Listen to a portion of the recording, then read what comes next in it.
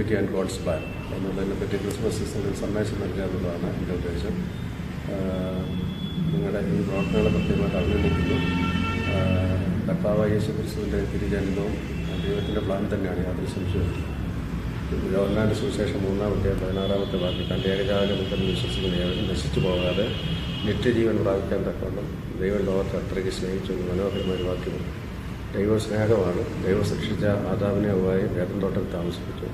ദൈവത്തോടുകൂടി ജീവിക്കാനായിട്ട് അവിടെ താമസിപ്പിച്ചു, ദൈവത്തോട് വസിക്കുക. ദൈവം അന്വേഷിച്ചവരോട് പാപം ചെയ്തു. ദൈവത്തെ തോട്ടത്തിന് പുറത്താക്കി, തോട്ടത്തിൻ്റെ വാളുകളും പിടിച്ച് മാലാഖമാരെ കാവലം നിർത്തിയെന്നാണ് നമ്മൾ മനസ്സിലാക്കുന്നത്.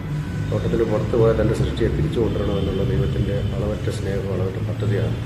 അനുഗമിച്ച് തിരിച്ചു വരുന്നവരെല്ലാം ദൈവം തമ്മിൽ സ്വീകരിക്കും. അതുകൊണ്ട് തൻ്റെ ഏകജാതന പുത്രനെ കർത്താവായ യേശു ക്രിസ്തുവിനെ ദൈവം തമ്പുരാൻ തന്നെ മനുഷ്യനായിട്ട് അവതാരം ചെയ്യുകയാണ്. കന്യകയിൽ കൂടി ജഡധാരണം ചെയ്ത് സാധാരണ മനുഷ്യനായിട്ട് വരികയാണ്.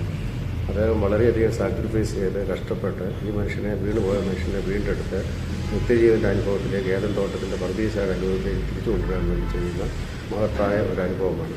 അപ്പോൾ ഇത് ദൈവത്തിൻ്റെ ഒരു പ്ലാനാണ്. ദൈവത്തിൻ്റെ സൃഷ്ടിയെ വീണ്ടെടുക്കുക, ദൈവസ്നേഹത്തിൽ എല്ലാ സൃഷ്ടികളും നിലനിൽക്കുക, ദൈവസ്നേഹം മറ്റുള്ളവരുമായിട്ട് എല്ലാ സൃഷ്ടികളുമായിട്ട് എല്ലാവരും പങ്കുവയ്ക്കുക.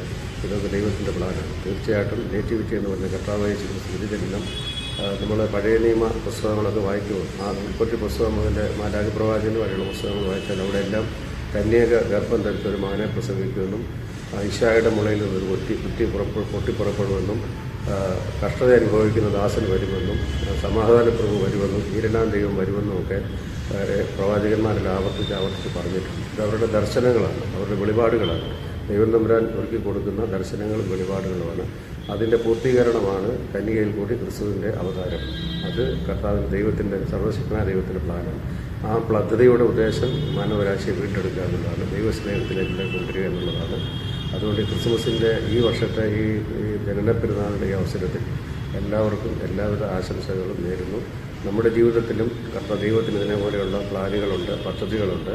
നമ്മുടെ ജീവിതത്തിലും ദൈവം തമ്പുരാൻ്റെ സാന്നിധ്യവും കൃപകളും ഉണ്ടായി നമ്മുടെ ജീവിതത്തിൽ ഉദ്ദേശം എന്താണെന്ന് മനസ്സിലാക്കുക.